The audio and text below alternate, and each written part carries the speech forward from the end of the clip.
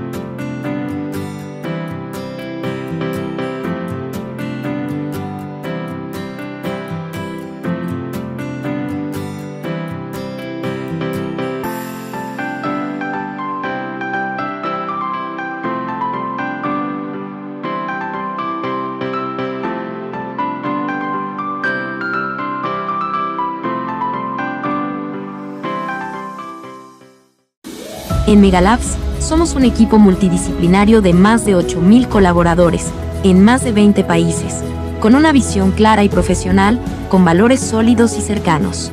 Estamos comprometidos con la innovación, la investigación y el desarrollo de medicamentos seguros, confiables y accesibles. Trabajamos día a día con un mismo propósito: mejorar la calidad de vida de millones de personas.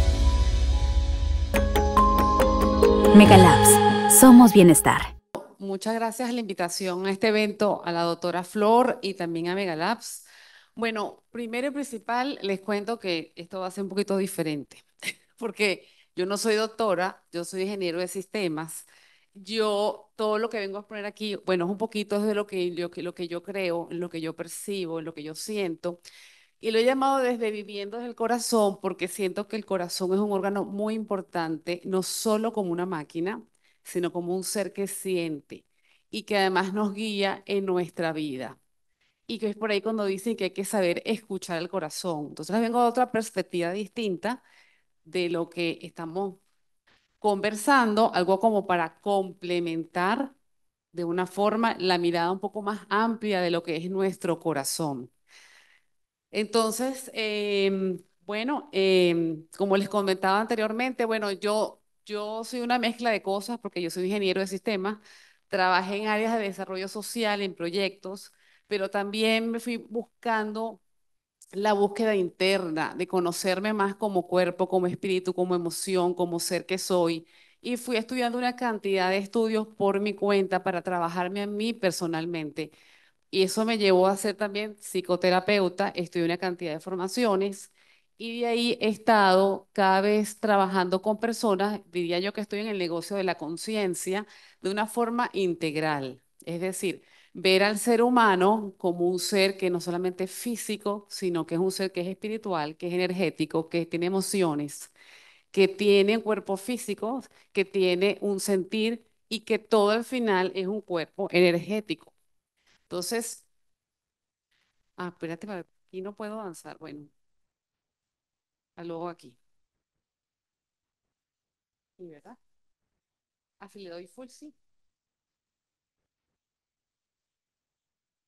Para acá. Ahí está. Bueno, aquí le hacía un resumen. Yo he integrado una cantidad de experiencias que se quedan cortas, pero es como me gusta integrar conocimientos y ver la relación entre todo y ver la relación sistémica. Por eso creo que mi base como ingeniero de sistemas me ayuda a que el cuerpo es un sistema, que no hay nada separado de nada y que hay que ver el todo, porque todo está relacionado. Entonces, como yo me siento, también altera, a ver, mis emociones, mi cuerpo, lo voy a hacer aquí. Entonces, ¿qué ocurre? El corazón es mucho más que una bomba, una máquina que bombea, ¿verdad? Es más que un órgano físico. Según la neurociencia moderna que estudia el funcionamiento del cerebro, y lo van a ver porque hay muchísima información en Internet sobre diferentes profesionales que han investigado sobre el trabajo con el cerebro. Ellos también están estudiando no solamente la relación del cerebro, sino también del cerebro con los diferentes órganos. Y entre uno de ellos está con la relación con el corazón. Y parte de lo que también se ha dicho en los últimos años, el que el corazón también tiene su propio sistema nervioso y lo llaman el cerebro del corazón. Mucho de esto está comprobado por estudios que, bueno, cada vez serán cada vez más con el tiempo aceptados más globalmente, ¿no? Pero la idea central de esto es poder ver que tenemos neuronas dentro del corazón, hay como aproximadamente 40.000 neuronas dentro del corazón o más que además tienen una información. Es como que el corazón también procesa información de manera independiente del cerebro y también lo que hace es que no necesariamente recibe todas las instrucciones del cerebro, sino que también ella tiene su propia inteligencia. Entonces aprende, recuerda, toma decisiones. Entonces empezar a ver el corazón como hay una inteligencia ahí, así como también últimamente se está hablando del intestino, que también, y todo, también es otro cerebro, pues el corazón, que en este momento es muy importante de que lo veamos como ese órgano un poco mucho, que tiene mucho más que ofrecer y que nosotros reconocer dentro de nosotros. Entonces, bueno, este corazón se comunica con el cerebro a través del nervio vago, porque además el nervio vago se comunica a través de varios órganos del cuerpo, por la vía parasimpática y de estas señales magnéticas y químicas. El corazón también, bueno, les traigo unas ideas pues, por los cuales después quiero llevarlos hacia algo, es rescatar algunos puntos del corazón que me llaman la atención. El otro tema también importante es también ver el corazón con esa neuroquímica. Entonces, esa neuroquímica es que el corazón también produce neurotransmisores que también producen el cerebro, pero se produce como la noradrenalina y dopamina, que son para estimular la motivación, la oxitocina, que se reconoce como la hormona del amor, la conexión, que no solamente se produce en el cerebro, sino también en el corazón y el ANF que regula la presión arterial y tiene los efectos sobre el estrés. Pero entonces el corazón entonces también tiene como se reconoce como una glándula endocrina que modula estos estados emocionales y corporales a través de las sustancias químicas propias. O sea, él también genera, produce estos neurotransmisores que también afectan los estados emocionales de nuestro ser, de nuestro cuerpo, de nuestro sentir. O sea, cumple también una función importante allí. Entonces, el corazón no es solamente recibe órdenes del cerebro, no es solamente un receptor del cerebro, sino que, como decíamos, es un emisor activo de información que permite que entonces module lo que pensamos, influye en eso, de alguna manera, en lo que pensamos, en lo que sentimos y en lo que percibimos también de la realidad, cómo la percibimos, porque cada persona percibe de maneras distintas según su mapa de creencias, de experiencias, de vida, etcétera, ¿no? Entonces, el corazón influye activamente en las emociones, en la atención que tengamos sobre algo y en la autorregulación. O sea, no solo responde al cerebro, entonces cumple con otras funciones adicionales. Existe lo que es una comunicación entre el corazón y el cerebro. Los neurofisiólogos han medido que el 80% de la información entre el corazón y el cerebro es que viaja del corazón hacia el cerebro. No no al revés. Y además, o sea, es que el corazón que está emitiendo unas señales directamente hacia el cerebro. Y estas señales influyen en los centros que se reconocen como de centros emocionales del cerebro, como la amígdala, que puede estar apoyada en lo que es el tema también de sentir las ansiedades, las diferentes emociones. También influye en la parte prefrontal del cerebro y que también influye en la intuición, en la toma de decisiones y en la concentración, en la atención. Esta comunicación, entonces, cuando el corazón, ¿qué ocurre?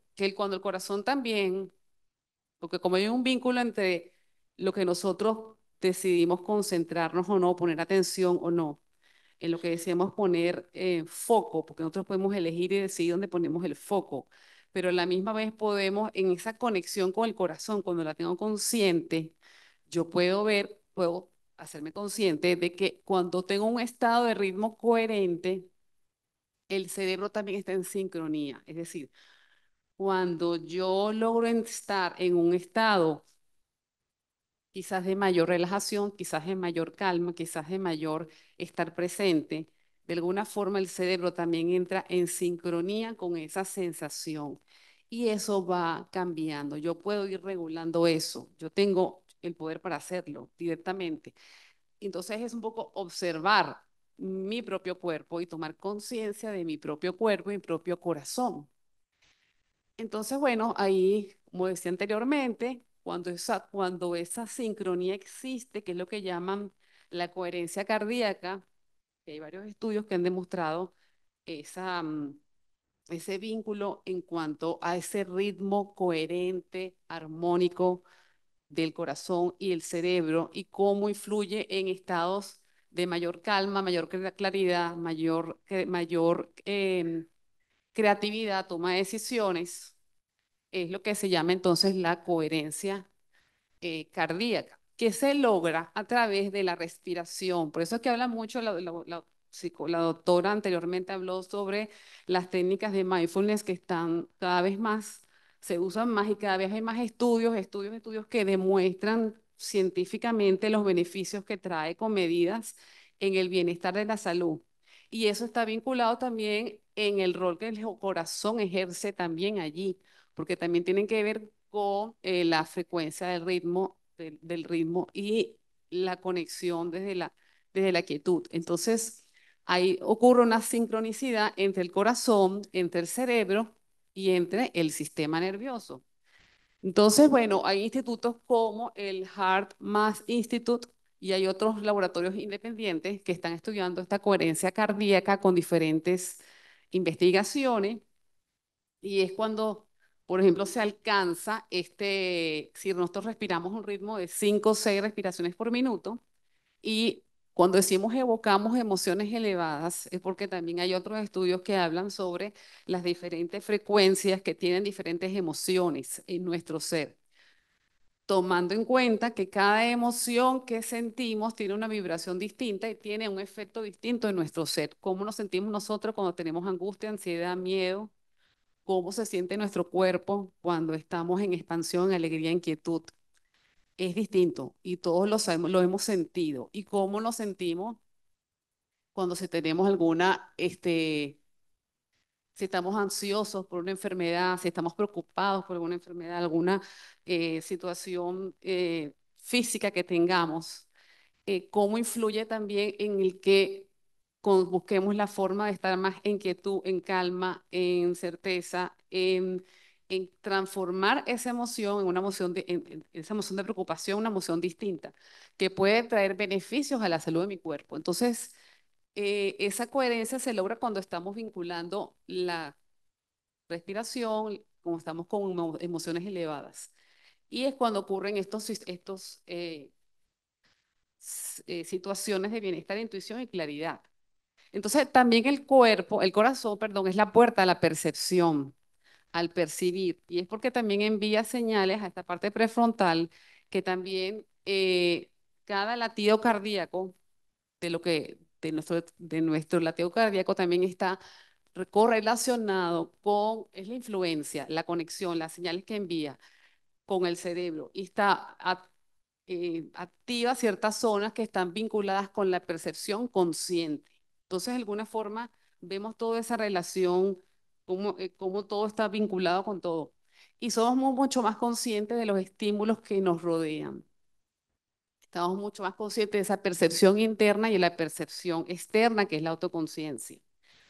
Interpretamos la realidad a través de las emociones y cuando el corazón le comunica a nuestro cerebro todo ese bagaje emocional que llevamos. Entonces, es importante, porque llamé esta conferencia, esta exposición Viviendo el Corazón, porque también es conectarnos con el corazón desde la importancia de lo que son los sentimientos, las emociones en nuestro trabajo personal, en nuestra sanación, en nuestra recuperación de la salud, acompañado obviamente de los tratamientos que tienen que hacerse físicamente, porque eso forma parte, pero ver al ser de una forma integral, sistémica, es decir, somos un ser donde todo tiene que ver. Las emociones, como decía la doctora anteriormente, también influyen en nuestra recuperación, en nuestra forma de ver la vida, en nuestra forma de asumir la vida y de también de generar bienestar. Entonces, otro de los puntos, otra idea también es que el corazón es también un emisor electromagnético y esto también es muy importante. Creo que es una de las cosas más importantes en mi concepción, en lo que yo encuentro. Realmente se ha demostrado que el corazón produce un campo electromagnético más fuerte que el del cerebro. Entonces uno dice, bueno, el corazón no es cualquier órgano.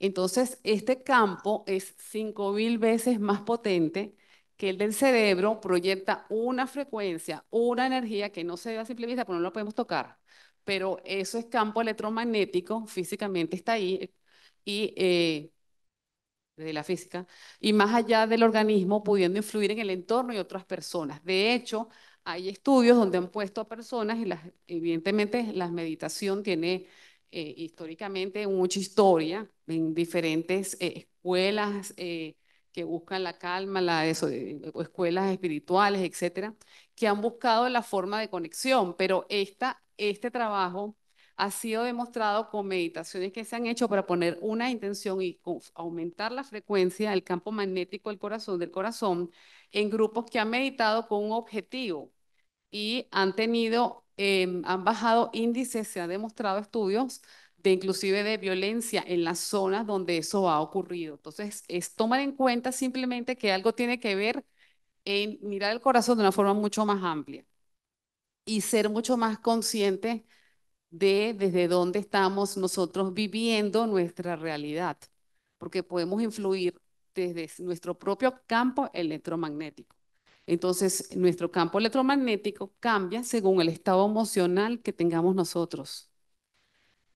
Entonces, mientras más coherentes y armoniosos podamos estar, en la mayor parte del tiempo que se puede estar, porque somos seres que cambiamos emocionalmente, bueno, pues hay emociones positivas como la gratitud y otras un poco más desordenadas que son como energías que nos decaen más, ¿no? Como el miedo, la ira, etcétera. Entonces, bueno, este campo electromagnético, cada latido del corazón, entonces genera un campo electromagnético que es medible. Y eso se detecta con magnetómetros SQUID que han llegado a varios metros del cuerpo. Estos campos siempre oscilan entre 0,1 y 30 Hz. Y eso coincide con la frecuencia que tenemos todos en el cerebro, que son las de los estados de relajación, que son las frecuencias alfa, las ondas cerebrales tita, delta y alfa, ¿ok? Que son los estados en los cuales logramos hipnosis, los estados en los cuales estamos en estados meditativos o de sueño profundo. Y también, bueno, cuando ya estados de coherencia, como les decía anteriormente, de amor, gratitud y compasión, el corazón emite ese campo que es más coherente. Y eso afecta en los campos biológicos que están más cercanos. Y eso es lo que se llama la frecuencia elevada o la coherencia energética. Es lo que se llama la coherencia corazón-cerebro y se logra, obviamente, como les decía, que era con la respiración y estados emocionales mucho más elevados. Entonces, como vamos a hacer algo distinto ahora, para antes de ir al coffee break, antes de ir al café, entonces vamos a llevarnos la idea de que es empezar a mirar el corazón de una forma distinta, desde lo que es el sentir. no solamente me refiero a cualquier persona que esté aquí presente, no tiene que ser nada más la persona que tiene en un momento eh, alguna afectación del corazón, sino indistintamente ni que haga deporte, no haga deporte, sino como seres humanos hay una reconocer esta vibración desde el corazón. Bueno, buenos días, ¿cómo están? Bueno, muchas gracias a Flor por la invitación y por el récord que hizo esta jornada en tiempo límite y con tan protagonismo en todos sus expositores. Yo hoy le voy a hablar sobre el rol del ejercicio en la prevención y tratamiento de enfermedades cardiovasculares, un poco más de lo que hemos hablado ya, reforzar un poco más de los conocimientos que tenemos sobre el ejercicio y el beneficio que nos trae el ejercicio. Vamos entonces a aclarar conceptos. La actividad física es cualquier movimiento corporal producido por los músculos esqueléticos que tienen como resultado un gasto de energía. Es diferente el concepto en el ejercicio físico, pero no termina de ser el mismo objetivo de beneficio cardiovascular, simplemente que cambia que su finalidad va a ser más planificado, más estructurado, más repetitivo y tiene un objetivo que es mejorar uno o más componentes de forma física. Este fue un estudio a nivel global, se estudiaron al menos en 197 países del 2000 al 2022 en adultos sanos, evaluaron cuál era la actividad física que tenían estos pacientes a través de una encuesta y obtuvieron al menos 5.7 millones de participantes. Fue en el 2024 publicado y tuvimos datos espeluznantes en este estudio global donde demostraron que uno de cada 4 adultos, es decir, 1.400 millones de personas en el mundo, no realizan los 150 minutos de actividad física recomendados por la OMS. Se podría evitar hasta 5 millones de muertes al año si la población mundial fuera más activa. Más del 80% de la población adolescente mundial no tiene suficiente actividad física y la inactividad física fue responsable de 13.4 millones de años vida ajustados a discapacidad en todo el mundo. Son cifras de verdad lamentables para el 2025 que se quieren empezar a revertir con todos los programas del beneficio cardiovascular que debemos buscar en el ejercicio. Entonces, ver el sedentarismo va más allá de los factores de riesgo tradicionales, no solo que el ejercicio físico va a tener impacto en esos factores de riesgo tradicionales como disminución de la presión arterial, reducción del colesterol, ayuda a mantener el peso, aumenta la capacidad pulmonar, aumenta la capacidad cardíaca y ayuda a controlar los niveles de glicemia. Más allá de todos estos factores de riesgo, el ejercicio, preguntarnos, ¿es para verme bien? Un ejercicio para sentirme bien, un ejercicio para tener salud cardiovascular y beneficio a nivel de todos los organismos. Hoy vamos a hablar un poco sobre eso, qué nos trae el ejercicio a nivel cardiovascular, adicionalmente a estos factores de riesgo tradicionales, qué más podemos obtener a través del beneficio. En hablar por encima de estos factores de riesgo tradicionales, qué es lo que conocemos y es lo que sabemos, pero más allá de esto lo vamos a ver más adelante. Lo que conocemos es que va a bajar la presión arterial, va a bajar los niveles séricos de los lípidos, va a bajar en el tejido adiposo, va a aumentar lo que es la tasa metabólica, va a aumentar lo que es la masa magra, va a aumentar lo que es la función renal y la función hepática. Va a disminuir a nivel de la hiperglicemia, disminuir los niveles de glicemia, aumentar el metabolismo de glucosa, aumentar los factores en las membranas superficiales, aumentar la capilarización del músculo esquelético, que ayuda a nutrir más ese músculo y ayuda a mejorar el proceso celular y el crecimiento celular. Entonces el beneficio del ejercicio va más allá de todos estos factores tradicionales, aumenta la densidad capilar, se ha demostrado que aumenta el calibre de los vasos coronarios y mejora la función endotelial.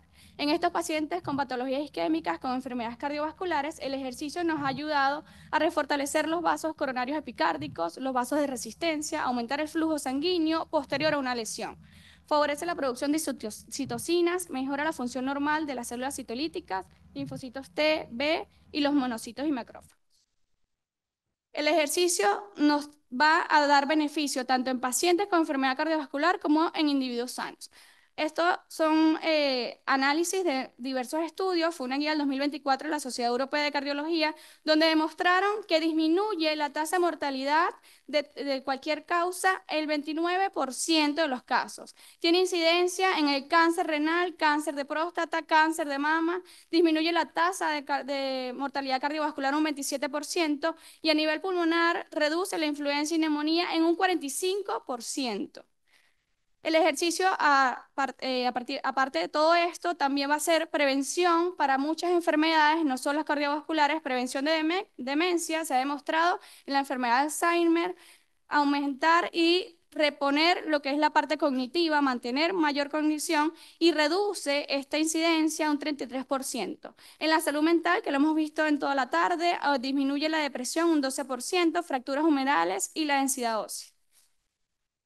Entonces, ¿se parece suficiente entonces el beneficio que nos da el ejercicio? Adicional a todas estas patologías que yo he hablado, todas las personas del mundo hicieran ejercicio o caminaran 15 minutos adicionales al día, esto contribuiría aproximadamente a 100.000 millones de dólares anuales a la economía mundial.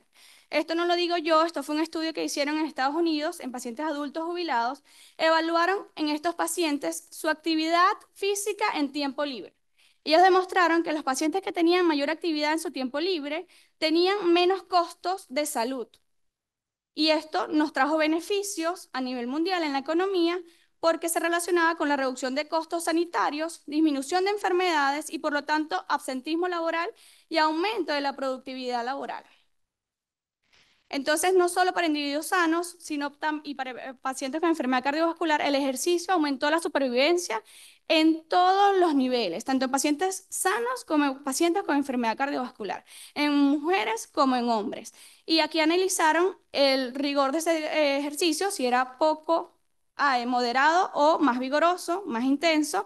Mientras más vigoroso, más intenso, con todas las condiciones que ya hemos hablado y la individualidad que tiene que tener cada paciente, pero esa intensidad del ejercicio se va de la mano o es proporcional al aumento de la expectativa de vida de todos los pacientes. Adicional a eso, el ejercicio, más allá de todos estos beneficios tradicionales que lo conocemos, también tenemos mucha incidencia a nivel epigenético del ejercicio, a nivel antineoplásico. Hay unas células muy consentidas a nivel cardíaco que son los cardiomiocitos. Estas células representan al menos el 40 o 50% en lo que es la maquinaria contráctil del corazón. Y se ha demostrado que al aumentar en el ejercicio, aumenta este nivel de cardiomiocitos. Y este aumento va a ser una hipertrofia fisiológica, que es diferente a nuestra hipertrofia patológica. Es una hipertrofia reversible, es una hipertrofia de mayor proliferación celular, es una hipertrofia donde va a haber una maquinaria contráctil de maravilla, con un aumento de sensibilidad de canales de calcio, acelera el flujo de calcio, mejora las unidades de sarcómero, mejora la proporción de cadenas pesadas, va a tener mayor incidencia en moduladores y enzimas, que estas enzimas pueden ser hasta agentes antineoplásicos, lo que es la proliferación de la cardioprotección, factor de crecimiento similar de insulina, el fosfoinositol 3 quinasa, la proteína quinasa también nos va a ayudar a la reducción de esas enfermedades, tanto como diabetes, cáncer e inflamación. Es decir, el aumento de esta cardiomiocito a nivel de una hipertrofia fisiológica y segura nos va a nosotros a proteger, no solo en enfermedades cardiovasculares, sino enfermedades inflamatorias, enfermedades neoplásicas y enfermedades como la diabetes. También se ha demostrado que el aumento de este cardiomiocito puede revertir la rigidez del ventrículo izquierdo y el envejecimiento, no solo para pacientes sanos, sino también para pacientes con enfermedad cardiovascular, con infartos y con otras patologías. Mejora entonces los moduladores, el cerca2, la actina-miosina, receptores de rianodina, el fosfolabán, y esto también nos va a incidir en reducción de fibrosis, estrés oxidativo o inflamación en cardiotoxicidad. Disminuye la fibrosis por isoproterenol de una manera independiente del AMP cíclico. Y pare mucho de contar, en la parte epigenética se han visto demasiados estudios donde están evaluando moduladores y enzimas que tienen protección cardiovascular. De hecho, hay estudios a nivel intestinal donde hay una reducción de la inflamación sistémica, manteniendo una homeostasis metabólica a nivel del aparato digestivo, y esto ayuda a la microbiota a aumentar la protección cardiovascular, activa vías angiogénicas cardioprotectoras y a través de este intestino mantiene una mayor permeabilidad, una composición de la microbiota y metabolitos microbianos mucho más fuertes, más potentes, mayor integridad intestinal o función de la barrera selectiva. También tenemos a través de los ácidos grasos de cadena corta, que no son más que incidencia de esta microbiota, vamos a tener que tiene mayor incidencia y protección cardiovascular. Esto es como un plan de estratégico que viene o una estrategia a futuro de estos ácidos grasos de cadena, porque se han visto beneficios a nivel cardiovascular. Esto fue una guía del 2024 donde se están buscando estrategias para actuar a través de estos ácidos grasos. Ellos nos han demostrado que el propionato y el butirato van a tener protección cardiovascular, van a tener protección a nivel de lesión miocárdica preexistente, van a reducir el daño miocárdico, van a reducir presión arterial y tienen mucha incidencia en estudios que se han basado en animales versus enfermos versus lo que le ponen los ácidos grasos y se han conseguido no solo protección cardiovascular, sino que aumentan también los niveles de gluto 1 o 4 para disminuir lo que es el valor de la glucosa y disminuir la resistencia a la insulina. Son múltiples los factores beneficiosos que tiene el ejercicio, no solo a nivel cardiovascular, sino con la epigenética que se vienen estudiando.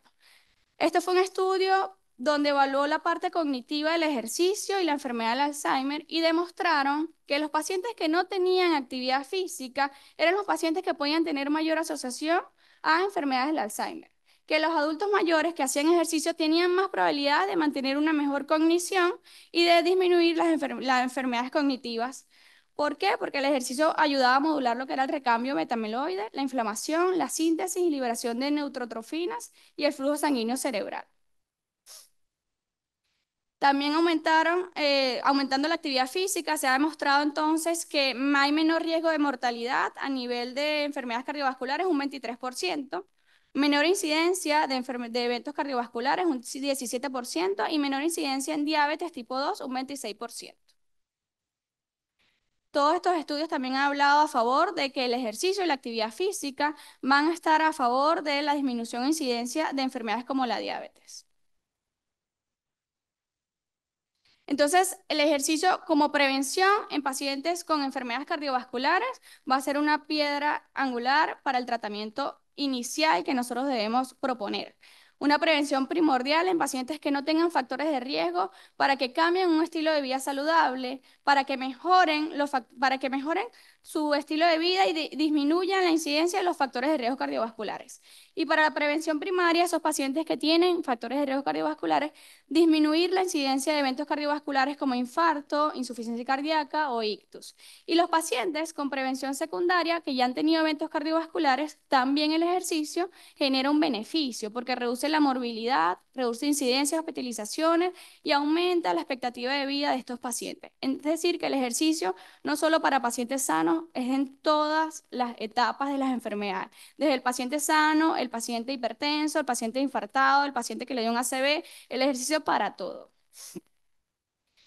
¿Qué recomienda la guía del 2020 según la OMS? La cantidad de ejercicio, ya lo hemos venido hablando para individualizar a cada paciente, pero las recomendaciones generales van más de un ejercicio moderado vigoroso, dependiendo de la actividad física que vamos a realizar, de 150 a 30 minutos de intensidad moderada.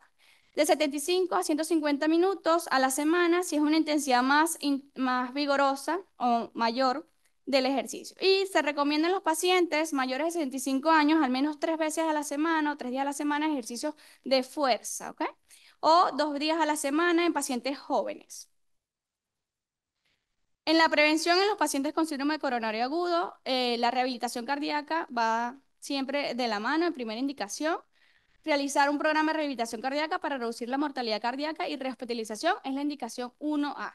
En estos pacientes se debe iniciar un programa de rehabilitación para reintroducirlo a la actividad diaria y así gradualmente iniciar un ejercicio físico. ¿Qué paciente tenemos que considerar o tener mayor prevención para el inicio de la actividad física? Los pacientes que tengan bajo riesgo iniciar una actividad física, pero no de alta competencia o que sea de tipo recreativa, más que todo. De hecho, hay que individualizar al paciente, realizar todas las pruebas que ya hemos venido hablando toda la tarde, sin embargo, la indicación es 2A. El paciente de alto riesgo sí no se recomienda iniciar deportes de competencia, exceptuando que el paciente sea evaluado, tenga un deporte de habilidades, no sea de tanta exigencia y que ya cumpla las pruebas previas para poder indicarlo. En la obesidad, la hipertensión arterial controlada y la diabetes, hay indicación 1A de iniciar la actividad física de resistencia, al menos 3 veces a la semana y ejercicio aeróbico moderado vigoroso, al menos 30 minutos al día. 5 o 7 días a la semana para reducir el riesgo de eventos cardiovasculares. En la dislipidemia tenemos en pacientes que puedan tener tanto para prevención primaria o pacientes que ya han tenido eventos para prevención secundaria. Se sugiere el inicio del ejercicio como manejo coadyuvante al manejo farmacológico en estos dos casos. El seguimiento debe ser cada 2 o 5 años en ese paciente con prevención primaria y en los pacientes que tengan prevención secundaria por algún evento que ya hayan realizado, debe ser anualmente el seguimiento. En la insuficiencia cardíaca igual, iniciar un programa de rehabilitación cardíaca siempre va a ser la indicación 1A. Pacientes estables, pacientes que cumplan su tratamiento, que no estén descompensados, son pacientes que podemos llevar a iniciar un ejercicio progresivo en intensidad y en frecuencia y en volumen. Los pacientes que tengan alguna contraindicación, factores de riesgo como fracción de eyección reducida o moderada, son pacientes que debemos evaluar antes de iniciar una actividad física de mayor impacto. En la indicación en estos pacientes, si tienen una fracción de eyección reducida, pero están estables y asintomáticos, es 2B. Conclusión, el ejercicio y la actividad física es un estilo de vida saludable, debe ser una pieza fundamental en el tratamiento. Se debe individualizar a cada paciente. Por tanto, si un paciente tuvo un síndrome coronario agudo, insuficiencia cardíaca, arritmias o alguna valvulopatía, lo más recomendable es revisar las recomendaciones específicas en cuanto a la actividad física y deportiva para poder recomendar y establecer un programa de entrenamiento. Entonces, no se dejen cohibir de manera agradable y sin peligro. Recomendemos al paciente hacer el placer de hacer la actividad física. Gracias. Día vamos a hablar un poco sobre los retos para iniciar un programa de rehabilitación cardíaca, cuáles son los distintos desafíos con los que nos enfrentamos diariamente, qué soluciones y estrategias se pueden tomar en cuenta, cuál es el rol de la telemedicina en este caso y cuáles son los beneficios que se han visto a nivel de la literatura y finalmente la conclusión. A modo de introducción, para el año 2030, más del 80% de la carga cardiovascular debido a mortalidad y los años de vida perdidos por discapacidad van a ocurrir en países de bajos y moderados recursos. Es por ello que es tan importante centrar nuestras actividades hacia la prevención de las enfermedades y una vez que el paciente ya tuvo un evento cardiovascular adverso, pues ofrecer herramientas para disminuir esta carga por enfermedad cardiovascular. Así, los programas de rehabilitación cardíaca han demostrado ser efectivos y costo efectivos. Sin embargo, se requiere de la intervención de múltiples actores, tanto sociales como económicos y políticos, para poder obtener éxito una vez que se desea implementar los programas de rehabilitación. ¿Y cuáles son estos retos que tenemos para iniciar un programa? Pues siempre la falta de recursos financieros, que no se cuenta con el equipamiento necesario, que no hay el personal de salud que se necesita, que este personal de salud esté capacitado en el reconocimiento, en el reconocimiento de posibles complicaciones potenciales que puede tener el paciente con cardiopatía durante la actividad física, la prescripción del ejercicio, la estratificación de riesgo, entre otros, la resistencia al cambio en general. Muchas veces encontramos frases como, es que no creo en la rehabilitación cardíaca, es que eso para qué sirve. No es que no crea, es que está la literatura y es que está ampliamente difundido cuáles son los beneficios y es lo que hemos visto en las pláticas recientes y que no siempre se cuenta con el acceso a las distintas tecnologías, desde el uso de telemetrías para el seguimiento durante las sesiones de los pacientes o cómo dar las sesiones educativas de una adecuada manera.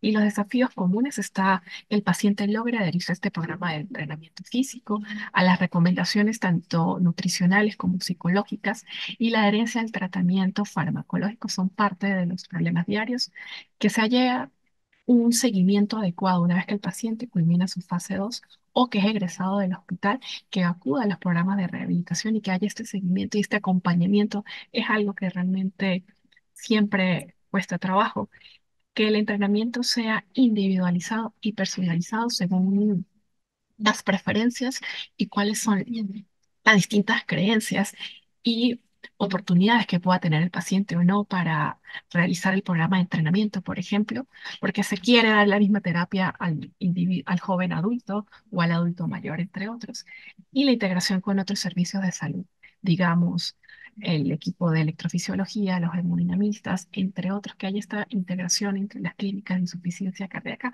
muchas veces es algo que nos cuesta.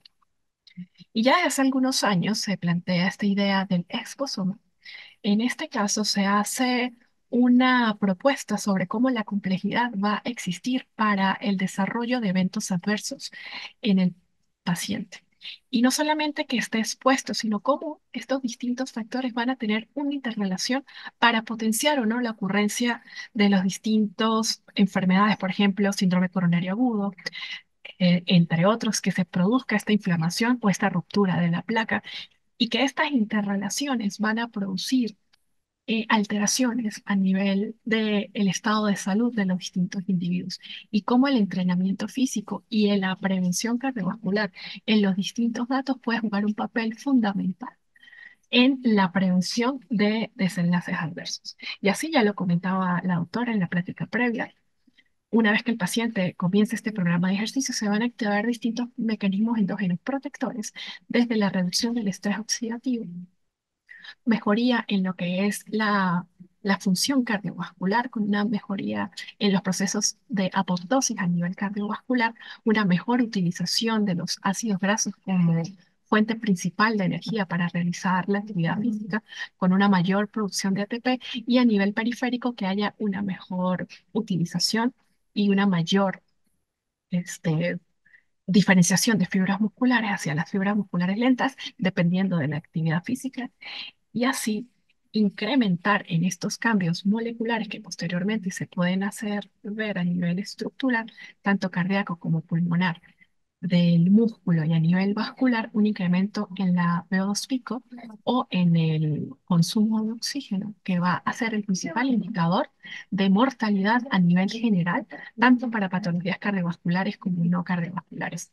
Y se dice que por cada incremento de una MET, o es decir, 3,5 ml por kilo minuto en que el paciente gana en esa tolerancia al ejercicio, se puede producir hasta una reducción de un 20% de la mortalidad general, y rara vez en la medicina se puede encontrar una intervención que pueda lograr este tipo de efectos. Y para que haya esta disminución de desenlaces adversos se requiere un enfoque personalizado basado en las preferencias y habilidades del paciente, con un adecuado seguimiento y con un adecuado entrenamiento que se aplique al contexto del paciente y se pueda dar una adherencia a largo plazo. Y en ese sentido, pues emergen los programas de rehabilitación cardiovascular como modelos de atención rentable, que han reducido la mortalidad cardiovascular en un aproximado del 25% y los regresos hospitalarios hasta un 18%. Con una relación dosis-respuesta, entre más el paciente acude al programa, entre más sesiones acude, pues mayor va a ser la reducción de los eventos cardiovasculares, y no solamente derivado de la intervención del entrenamiento físico, sino a los distintos factores como nutrición, control del estrés y manejo de los factores de riesgo psicológicos asociados a la enfermedad cardiovascular, un monitoreo de que sí se cumplan las metas cardiovasculares en cuanto a lípidos, glucemia, otras enfermedades como la hipertensión, entre otros, con el equipo de rehabilitación cardíaca y el manejo con sus médicos tratantes para que este efecto sea lo más beneficioso posible. ¿Y cómo estamos en México? En cuanto a los costos, este registro lo hicimos ya hace unos años, tendrá unos 3 años, donde se realizó el censo de los programas de rehabilitación cardíaca en México, y los costos del programa iban a ser variables dependiendo de la ciudad y también del centro donde se estuvieran practicando. Así, iban desde 600 a $3,400 cada programa de rehabilitación, y hay distintos modelos de atención, desde la seguridad social, pacientes que vienen a los programas de salud a nivel de salubridad. Por otro lado, los seguros privados en menor atención, y modelos mixtos donde el paciente paga una parte y los centros, y por otro lado, los seguros de salud pueden pagar otros. Otra cosa importante que vimos en este censo es que la mayoría de los centros de rehabilitación cardíaca se van a situar alrededor de la Ciudad de México o en el centro del país, con varias zonas, tanto en el norte como en el sur de la República, que van a estar desprotegidos de centros de rehabilitación. Y esto crea una gran problemática, porque ¿dónde se rehabilitan estos pacientes que no tienen acceso a centros de rehabilitación cardíaca? ¿Y cuáles son las principales causas de deserción? Pues son múltiples, desde económicas, Ya hablábamos de la distancia y las transferencias, o el tiempo que ocupan en trasladarse en ciudades como esta, que es impresionante la cantidad de tráfico, el trabajo, o que no hay una adecuada red de apoyo que los pueda ayudar. En este momento, cuando se hizo este trabajo, estábamos en plena pandemia, entonces este era otro miedo por los cuales los pacientes podían abandonar obligaciones familiares, entre otras. Y cuando se han hecho estudios de cómo se da la rehabilitación cardíaca en nuestros países, en este que participaron algunos centros en Venezuela, se ve que a pesar de que la rehabilitación cardíaca tiene un costo, pues finalmente el ahorro que se puede dar por participar en un programa de rehabilitación va mucho más allá en los países de bajos y medianos recursos, al igual que en los países de, de recursos económicos más altos, ¿no? Entonces, de allí cobra importancia que el paciente sea referido porque no solamente deja de ser una carga en el sentido de que no va a tener nuevos eventos cardiovasculares que ameriten rehospitalizaciones, nuevas intervenciones o nuevos procesos quirúrgicos, sino que siguen siendo productivos para la sociedad, trabajan y de esta manera, pues en vez de ser solamente cargas, pues también van a mantener su capacidad para mantenerse desde el punto de vista económico. Y la tecnología, pues, es una herramienta que tiene un alto potencial para abordar muchos de estos desafíos en rehabilitación cardíaca, con la finalidad de incrementar la atención de los pacientes como una herramienta cada vez más prometedora. ¿Y qué es la telemedicina? Telemedicina significa medicina a distancia para el diagnóstico y el tratamiento de las enfermedades, con recursos tecnológicos que permitan la optimización de la atención, ahorrando tiempo y costes y aumentando así la accesibilidad de los pacientes. Para esto, la Organización Mundial de la Salud la define como aportar servicios de salud, donde la distancia es un factor crítico por cualquier personal de salud, usando las nuevas tecnologías de la comunicación para el intercambio válido de la información en el diagnóstico, el tratamiento y la prevención de enfermedades o lesiones, investigación, evaluación y educación continuada de los proveedores de salud, todo con el interés de mejorar la salud de los individuos y sus comunidades. ¿Y cuál es la finalidad? En primer caso, es incrementar la tasa de participación, donde solo uno de cada 4 pacientes elegibles pueden ingresar a un programa. Hay muchos pacientes que vienen de áreas rurales, muchas personas no pueden atender en horarios laborales y distintos estudios han demostrado los beneficios y ya lo vamos a profundizar en unos momentos. ¿Cuáles son las modalidades de la rehabilitación o de la telerehabilitación? Sincrónico, donde en tiempo real se hace un seguimiento de cómo está el paciente mediante las distintas herramientas. Asincrónico, donde se hace, el paciente hace su ejercicio de manera independiente y mediante el seguimiento con las distintas herramientas, bien sea relojes, que descargan los datos en una base de datos. Posteriormente, el clínico hace la realimentación posterior a la revisión de estos datos. Y sincrónico en persona, que es las modalidades tradicionales, donde el paciente acude al centro de rehabilitación y se dan sus programas de ejercicio. Sin embargo, a nivel internacional ya se ha descrito que hay temas en cuanto a la seguridad y la confianza cuando se dan la atención a salud de esta manera, mediante la telemedicina, porque no hay un acceso igualitario a la tecnología, tanto desde el punto de vista de contar con un equipo que pueda acceder a estas aplicaciones, ya sea smartwatch, teléfonos inteligentes, computadoras, internet, entre otras, como desde el punto de vista de la capacidad del individuo para poder, si los tiene, pues poder ser hábil, ¿no? Desde el punto de vista digital.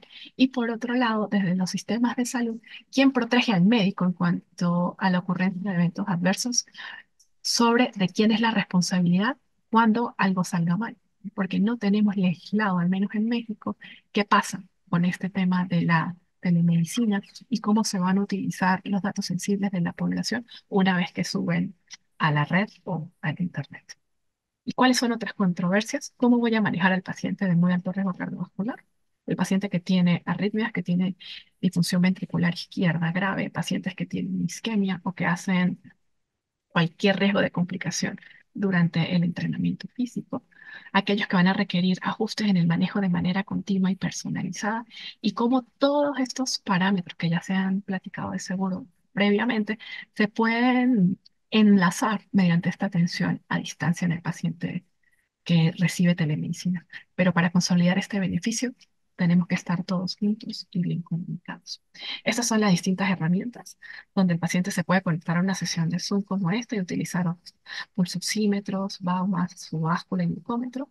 Ya aquellos que van a tener un mejor seguimiento, como los anillos, los relojes inteligentes o estos monitoreos mediante las bandas o los parches que se van a transmitir desde el punto de vista digital y que vamos a evaluar cómo se está tomando los medicamentos, los cuestionarios en cuanto a calidad de vida, también el seguimiento a la actividad física mediante otros dispositivos como acelerómetros, eh, podómetros, entre otros. ¿Cuáles son las ventajas? Que el paciente va a tener mayor privacidad, va a poder ir a su propio ritmo, va a tener una mayor independencia, va a haber una mayor reproducibilidad de lo que se le dice porque lo va a hacer en casa y va a haber un menor costo en cuanto al traslado y a lo que se requiere para poder tener la infraestructura de los programas de rehabilitación. La desventaja es que hay una menor interacción cara a cara, falta de interacción social y el marco legal que ya les platicaba previamente. Esta parte de la interacción social es algo muy llamativo porque nos hemos dado cuenta que los pacientes entre ellos son sus mismos maestros y se ayudan muchísimo a salir en ese hueco en el que muchas veces llegan una vez que son referidos.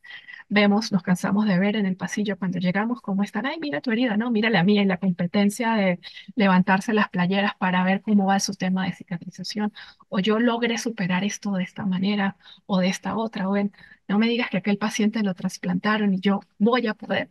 Ese tipo de realimentación que tienen ellos en su seguimiento y en su contacto es algo que se pierde con la telemedicina. Estos son algunos estudios que han evaluado el efecto de la telerehabilitación en el seguimiento y en las distintas series se ve mejorías en la tolerancia al ejercicio, en la calidad de vida, en el control de los factores de riesgos, que son similares a cuando el paciente acude a los programas de rehabilitación cardíaca. Y en esta revisión de la revista Cochrane, no hubo diferencias significativas. Este comparó más de 24 ensayos clínicos, más de 3.000 pacientes en la rehabilitación domiciliaria que iba a tener seguimiento mediante telemedicina y la basada en el centro. En cuanto a mortalidad total, no hubo diferencia entre grupos. En cuanto a la tolerancia al ejercicio, si se fijan aquí, pasa al cero, tampoco hubo diferencias en este incremento de la tolerancia al ejercicio que se presentó de manera similar en ambos grupos y tampoco diferencias significativas en la evaluación de la calidad de vida mediante las distintas pruebas que se trataron acá, como el cuestionario de Minnesota, perdón, o el cuestionario corto, el SF36. Disculpen. Y cuando en estas revisiones se ha visto cómo se otorga la rehabilitación cardíaca, en la mayoría de los centros se hace mediante dispositivos móviles, smartphone, también se utilizan los sitios web, eh, seguimiento mediante electrocardiografía en menor cantidad o monitoreo de la frecuencia cardíaca.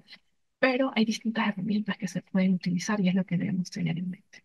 En esta otra revisión se evaluó que los distintos estudios van a reportar en cuanto a resultados, la presencia de adherencia o no, cómo es la actividad física y la tolerancia al esfuerzo en la mayoría de los estudios. Y que esta rehabilitación cardíaca virtual o esta telemedicina es una herramienta complementaria para los programas tradicionales. Y en las distintas fases, tanto en la fase 1, en la fase 2 o en la fase 3, van a tener la telerehabilitación su campo. Finalmente, en la fase 1, pues ofrecer al paciente cuáles son los beneficios de ingresar al programa. En la fase 2, mantener esta comunicación durante el paciente y donde probablemente tenga su mayor efecto y su mayor utilidad en los pacientes de fase 3 para llevar a cabo ese seguimiento que se necesita de, oye, ¿cómo estás haciendo la actividad física? ¿Cómo están tus niveles de colesterol, triglicéridos, entre otros, para poder llevar esta prevención no solamente en la fase inicial, sino durante el resto de la vida, porque la rehabilitación cardíaca pues no se acaba. Estos son los distintos componentes que vamos a vigilar, al igual que en la rehabilitación tradicional: manejo del peso, lípidos, control nutricional, presión arterial, el cese tabáquico, manejo psicosocial, entrenamiento físico y el monitoreo de la actividad física. Aquí están las distintas variables que vamos a medir en cuanto al ejercicio, conteo de pasos, tiempo sedentario, que las distintas aplicaciones nos pueden dar información y realimentación en este contexto, cómo vamos con la dieta, el peso, control de la presión a nivel de la diabetes, el control de la insulina, su hemoglobina glicada, que las distintas plataformas ahora podemos llegar a este paso. Y algo que no se nos debe olvidar es la calidad del sueño y referir al paciente cuando sea necesario a estas pruebas de polisomnografía o la poligrafía, según sea el caso, porque es un punto que también se nos olvida. En este mismo registro de el RENAPRE, que era el registro de los centros de rehabilitación cardíaca en México, una de las interrogantes era, pero es que si no se paga la rehabilitación presencial, ahora menos nos van a pagar la virtual. Y es algo que estamos, pues, o que se debe trabajar para que podamos tener que estas herramientas puedan ser efectivas.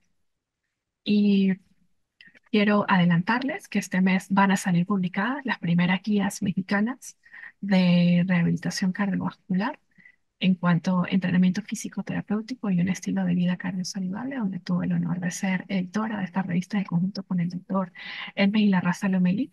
Y la telerehabilitación y la telemedicina es uno de los puntos que se tratan en estas guías. Ya que estén publicadas, se las haremos llegar.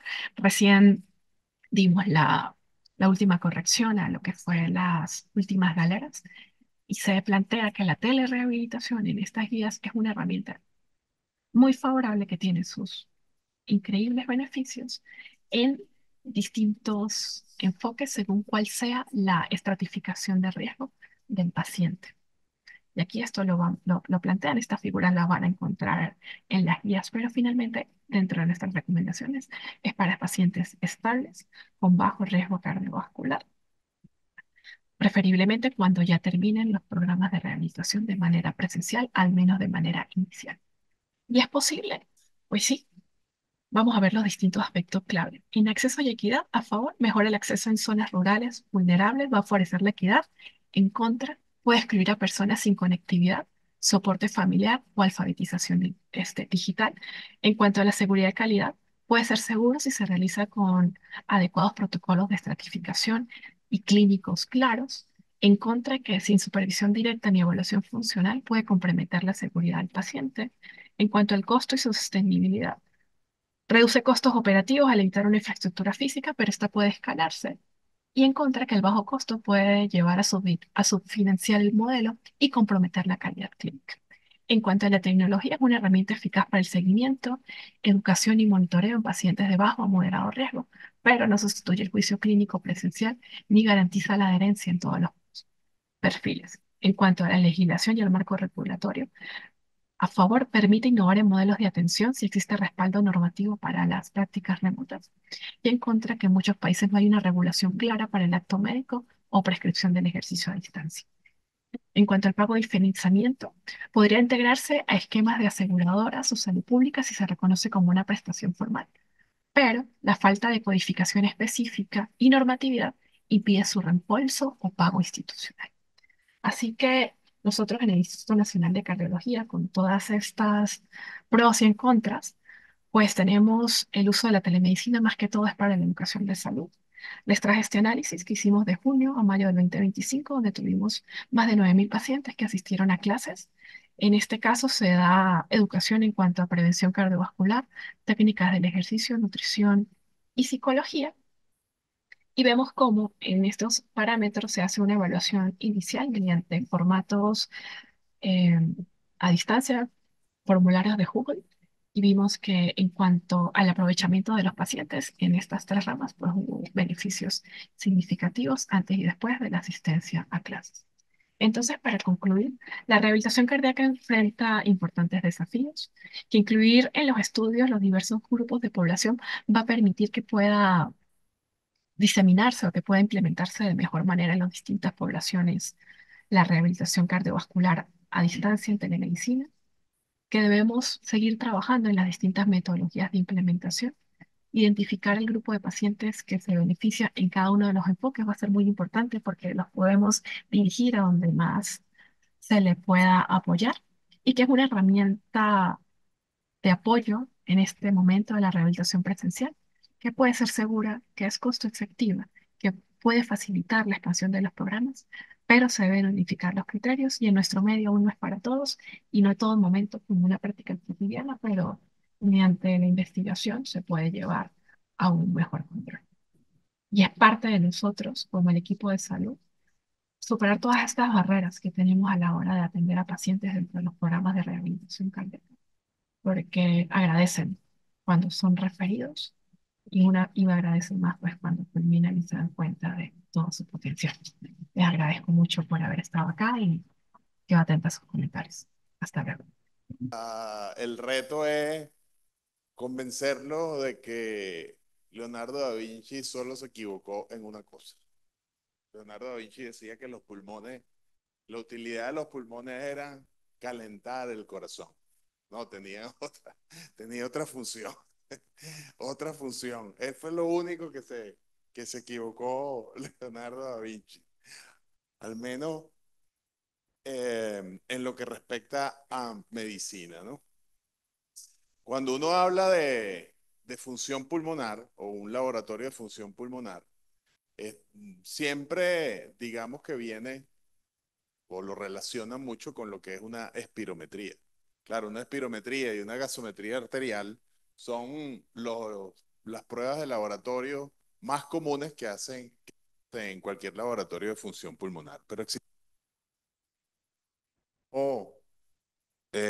no se veía al final, porque la que está, sí, pero bueno, al final lo que les quiero enfatizar es que lo importante para la interacción corazón-pulmón que utilizamos en los laboratorios de función pulmonar son, primero, obviamente, la aproximación gasométrica, cómo está la PaO2, cómo es el diferencial, el gradiente la espirometría, que ya yo les voy a decir por qué nos acercamos un poco a la función también o a la relación corazón-pulmón. Y digamos que el máximo de las pruebas más complejas en función pulmonar que hacemos hoy día, desde hace algún tiempo, son las pruebas submaximales o maximales. Las submaximales, la caminata de 6 minutos que la hacemos con frecuencia a los pacientes con EPOC. Se duró tanto que se acabó la batería. No, está bien. Y las pruebas maximales que hacemos midiendo consumo de oxígeno y producción de CO2, respiración por respiración. Nosotros generalmente las hacemos con cicloergometría. Yo sé que en cardiología o los electroestrés están más familiarizados con los protocolos de cinta rodante o treadmill, pero nosotros medimos la carga de trabajo mejor con las cicloergómetros.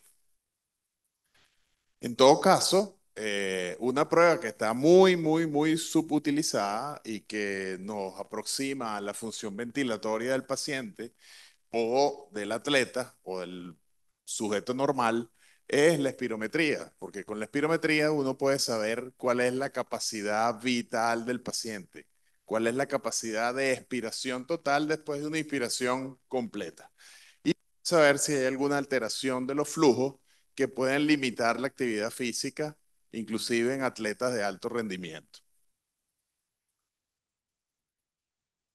No es nueva la espirometría, la inventó este señor John Hutchinson en 1846 y fue un invento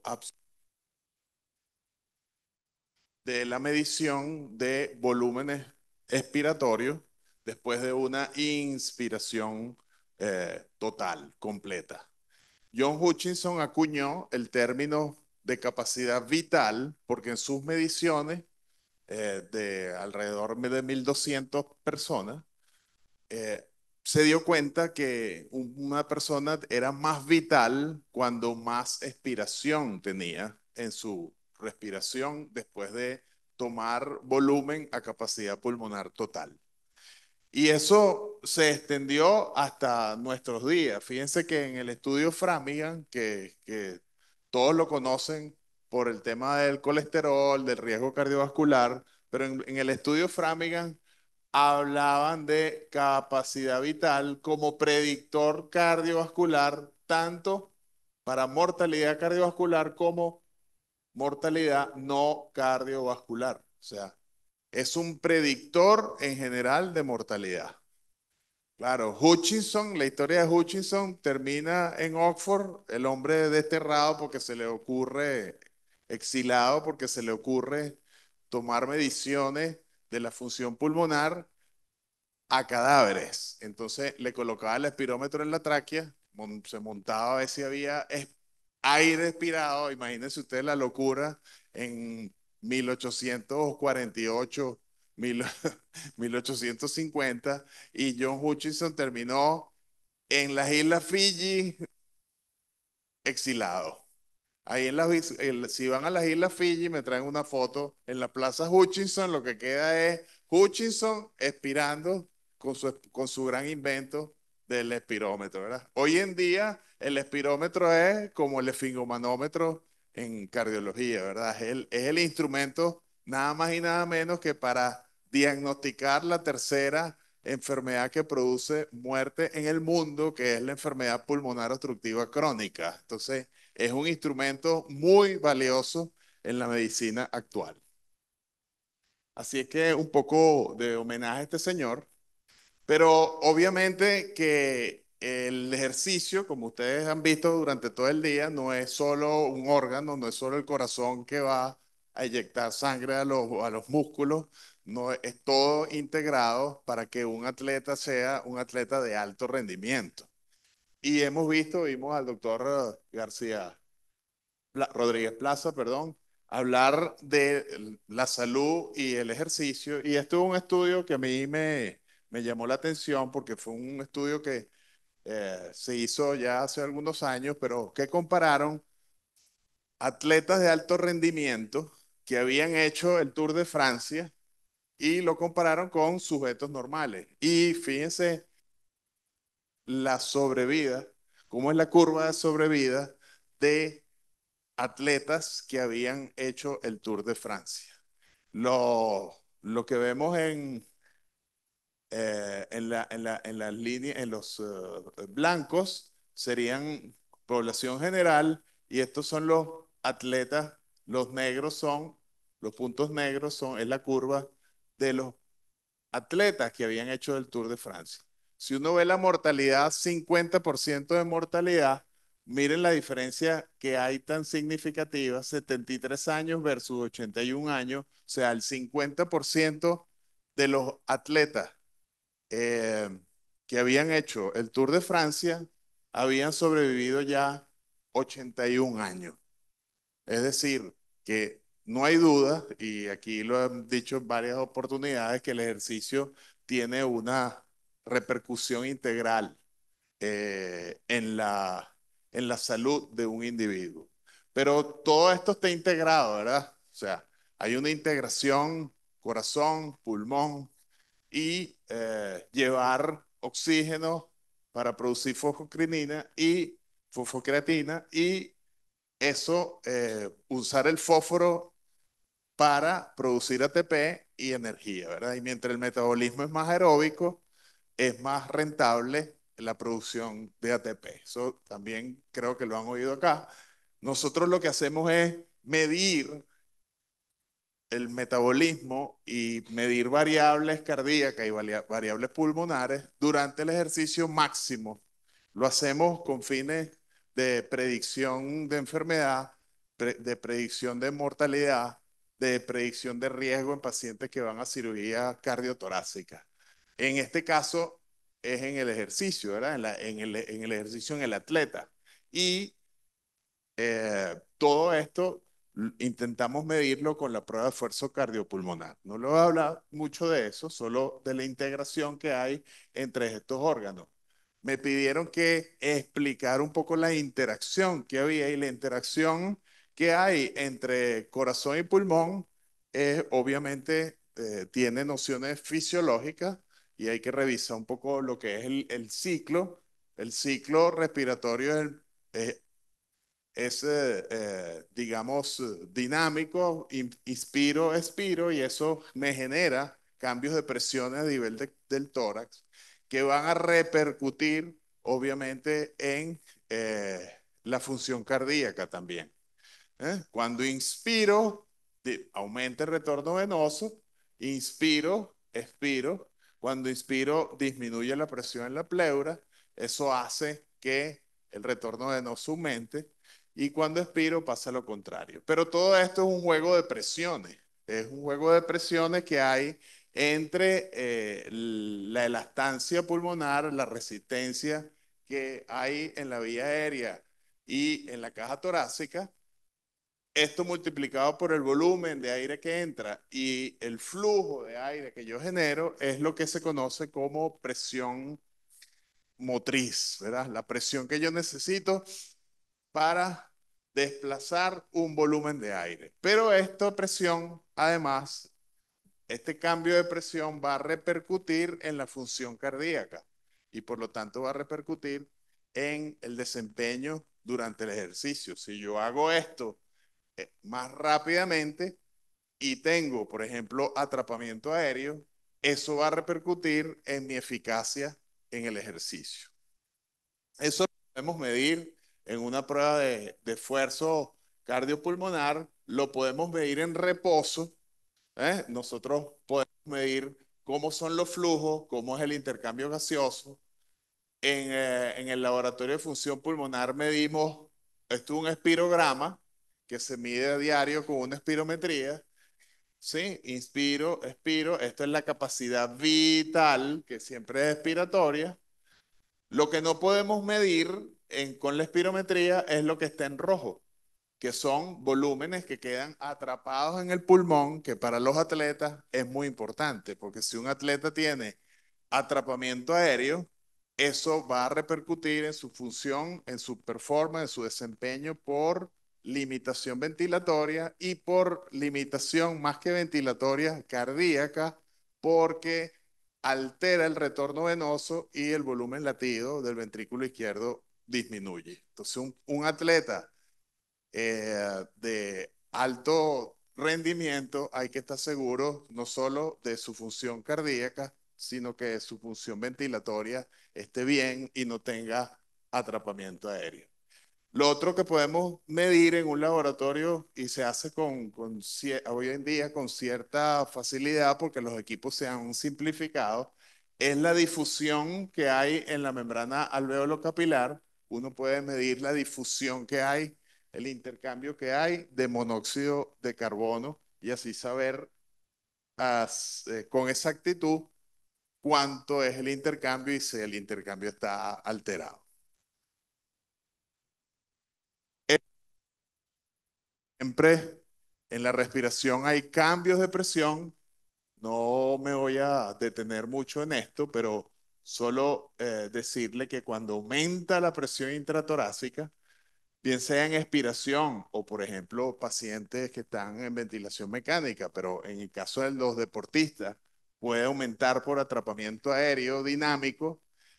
Pacientes que tienen obstrucción de la vía aérea pueden aumenta la presión intratorácica y eso hace que el gasto cardíaco disminuya por disminución del retorno venoso. Entonces, son implicaciones o son interacciones entre la función ventilatoria pulmonar y la función cardíaca, lo que va a determinar que el sistema esté, digamos, funcionando acorde para que lo que más consume energía, que son los músculos, sea un rendimiento y un metabolismo aeróbico y haya rendimiento en el trabajo.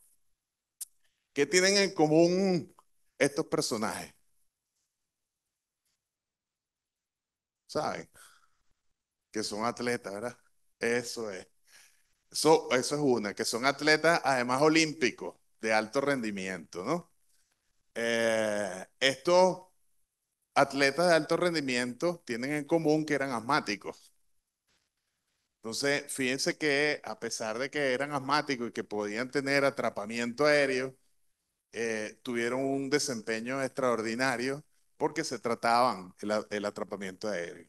Se medían y se trataba el atrapamiento aéreo. Entonces, el atrapamiento aéreo Son mediciones, qué es lo que pasa en el atrapamiento aéreo, que es que el volumen residual, o sea, el volumen que queda al final en los pulmones después de una expiración completa, ese volumen aumenta y hace que el trabajo, que sería como el área bajo la curva, ¿verdad? Que el trabajo que yo estoy haciendo para respirar, para ventilar, es mayor. Entonces, si yo reduzco el atrapamiento aéreo, genero menos trabajo para ventilar y eso si lo hago en el deporte es mucho más eficiente, ¿verdad? Creo que ya estamos terminando. Les muestro en aras del tiempo, que sé que sé que se han extendido más de 15 minutos, pero termino con esto. Esto es un paciente nuestro, un muchacho de 14 años, futbolista de alto rendimiento, que paró de repente su buen rendimiento y su desempeño por disnea y tenían que a los 20, 25 minutos sacarlo del campo y los padres obviamente angustiados veían qué pasaba. Esto es una prueba de esfuerzo cardiopulmonar que le hicimos y fíjense que el rendimiento fue bueno, ¿sí? Pero fluctuaba la ventilación, disminuía, esto es volumen minuto, disminuía, subía. Eso fue en el 2022, me parece. Bueno, todo era COVID, ¿verdad? O era post-COVID o era COVID. Y resulta que sí, que efectivamente está descrito disnea post-COVID. En este caso, este niño tenía una disfunción de cuerdas vocales, es una obstrucción laringea inducida durante el ejercicio. Cuando lo sometimos a la prueba de esfuerzo, fíjense la curva flujo-volumen, cuando hay obstrucción extratorácica, hay una limitación en la inspiración. Eso es consecuencia de esto, de una obstrucción laringea inducible durante el ejercicio. No es tan infrecuente, lo que pasa es que es difícil de diagnosticar, porque a veces inclusive hay que colocarle un laringoscopio a través de la máscara y ver exactamente cómo se están moviendo las cuerdas vocales. Pero si uno, si uno tiene una curva flujo-volumen, puede detectarlo y hacerlo sin dificultad. Ya hoy en día hay como más protocolos al respecto de lo que es la obstrucción laringea. Es decir, el mensaje es que hay que mirar también la función ventilatoria y todo lo que son las variables respiratorias para ver el ejercicio de manera íntegra. Muchas gracias. Como ser humano, damos por sentado que no nos vamos a enfermar. ¿Cuándo yo me iba a imaginar que me iba a dar un evento cardíaco? Nunca me lo imaginé. Y yo creo que nadie, ninguno de los que estamos aquí, decimos, oye, vale, me va a dar un infarto. Ninguno. Más cuando estás en el deporte, cuando haces ejercicio, cuando te cuidas. Sin embargo, yo tengo 21 años de diabético. Y entonces aprendí que, por favor, aprendí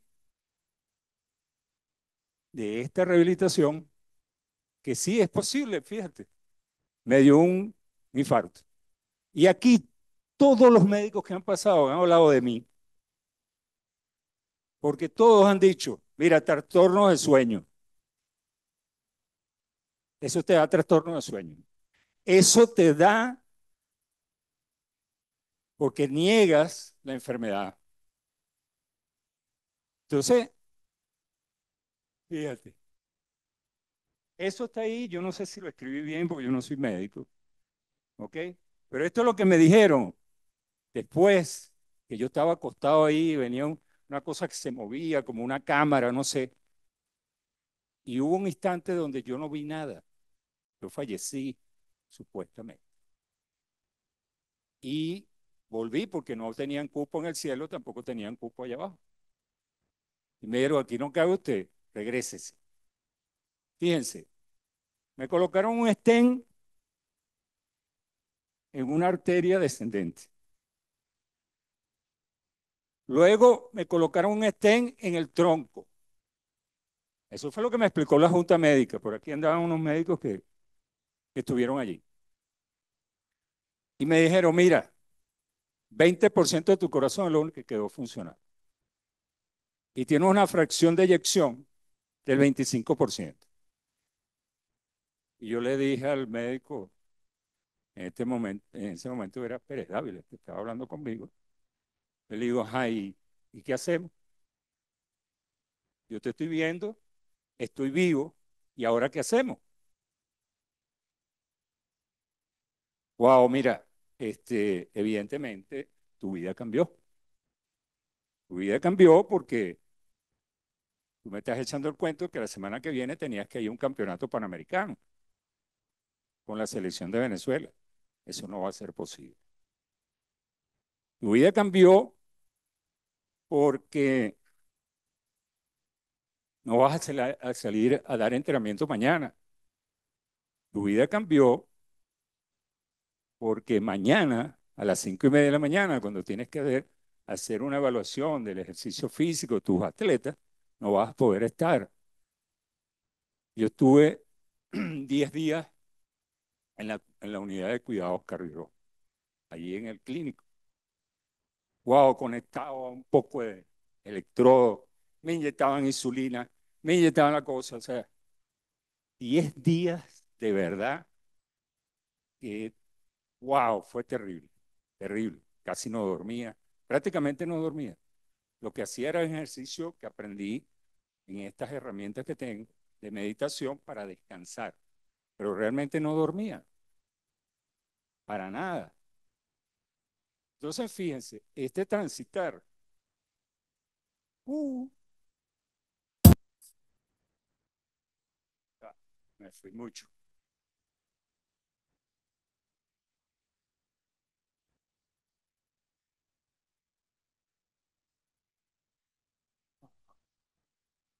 Sí, un momento vulnerable, me tocó la vida, me cambió para todo. De la noche a la mañana, un ser tan activo, tan competitivo. Por aquí está una doctora que me dio clases a mí de fisiología del ejercicio, la doctora Tamiglia, que me conoce, hemos viajado, hemos estado en competencias internacionales, panamericanos, centroamericanos, juegos bolivarianos, suramericanos. La disciplina que yo tengo desde hace 20 años en representar está entre las de 10 mejores disciplinas de Venezuela en otorgar medallas. Y, wow, no puedo hacer esto, no puedo hacer aquello, no puedo hacer actividad física. Miren, me sentí como que mi vida había terminado ahí. De hecho, le dije a la doctora, llegó un momento que le dije a Dios, ¿para qué me dejaste vivir? Hoy es el estómago que tomé, de pasar de no tomar sino metformina a las 9 de la noche a tomarme 10 pastillas diarias de estar haciendo ejercicio a no hacer nada. Después de este evento me dio un derrame pleural, doctor. Se me hincharon las piernas. Bueno, las piernas no, que yo parecía un elefante. Durante el evento hubo un problema con un pulmón y bueno, diurético. Yo salí de la unidad de cuidado coronario, parecía una berenjena. Morado por todos lados, inyecciones por todas partes. Me bañaba y sangraba de tantos puyazos y tantas cosas. Entonces tú dices, se acabó la vida. Wow. Llegué 6 meses después, en abril, llego a la rehabilitación cardíaca. Un hermano en silla de ruedas, habló con la doctora, bueno, y total que llegamos e inicié mi rehabilitación cardíaca. Yo llegué molesto con la vida, con una actitud negativa. Parecía un avestruz, andaba así. Esa era mi actitud cuando llegué. Y reacio, pero ¿qué me pueden enseñar estos señores aquí? Si yo soy coach deportivo, soy coach ontológico, entrenador de alto rendimiento, o sea que los ejercicios, los circuitos, eso que vamos a hacer, ¿qué me pueden enseñar? ¿Qué va a cambiar en mí? Pues déjenme decirles que este es otro. Este que está aquí es otro.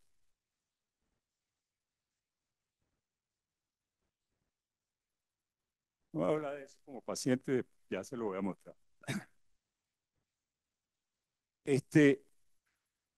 Llegué ahí y me dijeron, te toca el grupo 2. Fíjense, frustración, rabia, miedo, impaciencia, impotencia. Todo eso estaba circulando mentalmente en mí. Todo. Lástima que los pacientes que estaban aquí, me había puesto de acuerdo con ellos para hacer una actividad aquí, que era la parte de risoterapia, para que ustedes vieran algo de lo que se hace ahí. Algo de lo que se hace ahí. Y que te cambia la vida. Entonces, miren, todo esto estaba ahí. Pásalo. It might seem crazy what I'm about to say. Sunshine, she comes. I'm a hot air balloon that could go to space. With the air, like I don't care, baby, by the way. Because I'm happy, clap along if you feel like a room without a roof. Because I'm happy, clap along if you feel like happiness is the truth. Because I'm happy, clap along if you know what happiness is to you. Because I'm happy, clap along if you feel like that's what you want to do. Here come bad news, talking this and that. Yeah, hold it back. Well, I should probably warn you, I'll be just fine. It might seem crazy what I'm about to say. Sunshine, she comes. I'm a hot air balloon that could go to space. With the air, like I don't care, baby, by the way. Because I'm happy, clap along if you feel like a room without a roof. Because I'm happy, clap along if you feel like happiness is the truth. Because I'm happy, clap along if you know what happiness is to you. Because I'm happy, clap along if you feel like that's what you want to do. Here come bad news, talking this and that. Yeah, hold it back. Well, I should probably warn you, I'll be just fine. It might seem crazy what I'm about to say. Sunshine, she comes. I'm a hot air balloon that could go to space. With the air, like I don't care, baby, by the way. Because I'm happy, clap along if you feel like a room without a roof. Because I'm happy, clap along if you feel like happiness is the truth. Because I'm happy, clap along if you know what happiness is to you. Because I'm happy, clap along. A ver si pasa. Un año. 17 de septiembre 2025. Mi hermana me hizo esa torta. Esa era mi nueva fecha de nacimiento. Tenía un año. Inclusive los doctores me dijeron, es que tú volviste a nacer, así que tu nueva fecha de nacimiento es 17 de septiembre. Este año celebré 2 veces el cumpleaños. El 16 de agosto, que es mi fecha de nacimiento de hace 1964, y este año. Pero este que está aquí y este que ustedes están viendo aquí, le cambió. La frustración se convirtió en esperanza. La incorporación nuevamente a mis actividades, por supuesto, no al 100%, pero ahí vamos, con una actitud diferente. Me pude levantar, pero gracias a qué? A poder compartir con otros lo que estaba pasando, la oportunidad de poderlo compartir. Fíjense, conozco a 2 personas que he hablado con ellas, me invitaron a que lo hagan con ellas. Están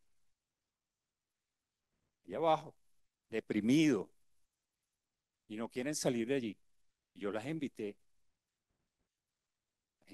para que vieran, porque yo también pasé por ahí, para este cambio, para esta nueva renacer, para este reinvento que me dio la oportunidad, la rehabilitación que hice allá y que voy a volver a hacer. Mire, un año después me llaman de Hemodinamia y me dicen, necesitamos hacerte un cateterismo diagnóstico. Wow. Dije, otro cateterismo. Y eso necesitamos revisar. Lo tuyo fue bastante delicado y necesitamos revisar. Y se lo dije a la doctora, me negué en principio. No lo quería hacer. Pero después, bueno, mire, habló conmigo el doctor, el director de hemodinamia, Abelardo. Habló Andrés. Hablaron varios. Y le dije, bueno, está bien, pues el miércoles nos vemos y vamos a hacer el cateterismo. Hicieron el cateterismo. Esta vez sentí a diferencia de la vez pasada, que fue una emergencia. Esta vez sentí cuando metieron la cánula. Bueno, sí, esta vez sentí una cantidad de cosas. Y estaba ahí, y de repente entra una doctora, que fue la que me recibió en la unidad cardíaca, de cuidados cardíacos, Génesis, una mujer, una jovencita, y me dice, tenemos un problema. Hay una arteria obstruida, 95%. ¡Ah, caramba! ¿Y qué hacemos? Bueno, te tiene que autorizar. Bueno, está autorizada, yo no puedo hacer nada, yo estoy aquí acostado, viendo algo que me está monitoreando, que sé que tengo una cánula y ustedes están ahí viendo todo esto. Nada, destápela, pero con otra actitud diferente. Claro que ello fue una emergencia.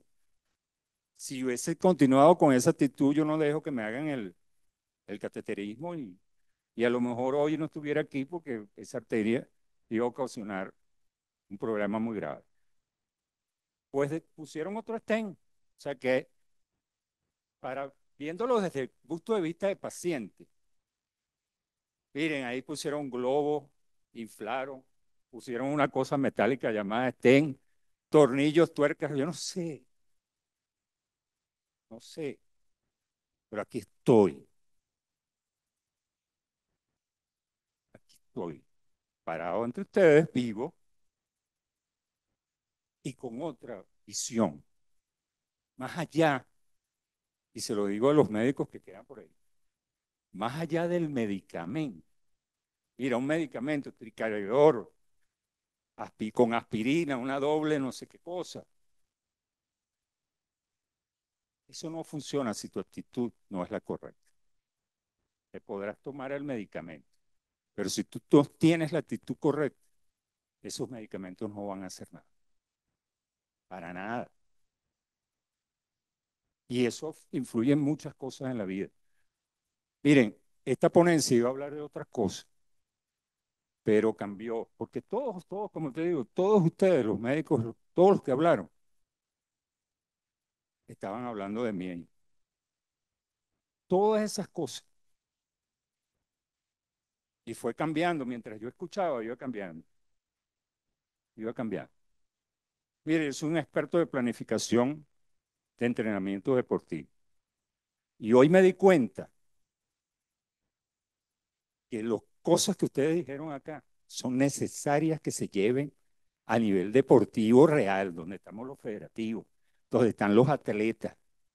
Porque yo hago un programa, una planificación, un macrociclo, como le llamamos nosotros. Y esos macrociclos están divididos en mesociclos, y esos mesociclos en microciclos. Y esos microciclos están divididos en sesiones de entrenamiento. Pero para llegar ahí es necesario tener todas las evaluaciones y todos los indicadores para que yo como instructor, como entrenador, no me vaya a exceder en la intensidad del entrenamiento, en el volumen de la carga que le estoy poniendo a un atleta. Entonces, tenemos que casarnos. Ustedes con nosotros y con los atletas. Nos tenemos que casar, nos tenemos que reencontrar. Porque lo que yo hago como entrenador, hoy me di cuenta, a pesar de que me preparo y estudio y tengo a personas que me preparan, es peligroso. Es muy, pero muy peligroso. Es sumamente delicado. Cuando yo fui atleta, bueno, imagínense ustedes los entrenadores que tenía. Y me podían haber provocado cualquier cosa. Y yo puedo provocarle cualquier cosa a un atleta porque me excedo en la frecuencia cardíaca, porque le pongo una intensidad de ejercicio y me puedo exceder, a pesar de que tomamos la frecuencia cardíaca, vemos el volumen de oxígeno que se consume, pero es necesario tener la ciencia con nosotros al lado, nosotros los entrenadores. Y están, ustedes tienen los conocimientos. Eso hay que casarlo con los atletas, eso hay que casarlo con las federaciones, eso hay que casarlo con el Ministerio del Deporte, eso hay que casarlo con el Comité Olímpico Venezolano. Y ya me autorizaron, como se lo dije a la doctora. Yo hablé con el ministro, hablé con la presidenta del Comité Olímpico y me dijeron, ponle fecha. Este auditorio es tuyo, ponle fecha. Porque eso hay que hacerlo. Por esos atletas. Por estos jóvenes que están aquí, que van a bailar, que van a crecer. Hay que hacer. Ese aporte tiene que ir más allá del hospital, tiene que ir más allá del jaula donde le dan clase a los médicos, tiene que llegar ahí. Muchas de estas niñas, yo soy coach de gimnasia artística de la gente de Vargas o La Guaira. Están entrenando sin ninguna supervisión profesional. Y me preocupa que vayamos a cometer cualquier cosa. Así que yo los invito a ustedes, los doctores, los que están por acá. Doctora, gracias por la oportunidad. Yo los invito a que nos encontremos. Yo los invito a que llevemos esta ciencia nuevamente al deporte. Porque vamos a hacer no solamente un atleta mejor en el alto rendimiento, sino que vamos a salvar muchas cosas. Y vamos a proteger mucho de esos atletas. Yo quería terminar con esto. Yo todavía no estoy donde quiero, pero le doy gracias a Dios porque no estoy como estaba el año pasado. Así que gracias, doctora, gracias por la oportunidad.